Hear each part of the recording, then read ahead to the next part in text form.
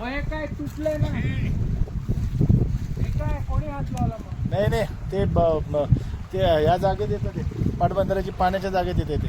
काही काय बोलताय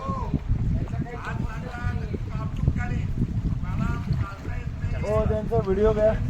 हो व्हिडिओ घ्या यांचा. हे काय म्हणतात हा त्यांचा व्हिडिओ घ्या काय म्हणतात कळत नाही काय घ्या ना.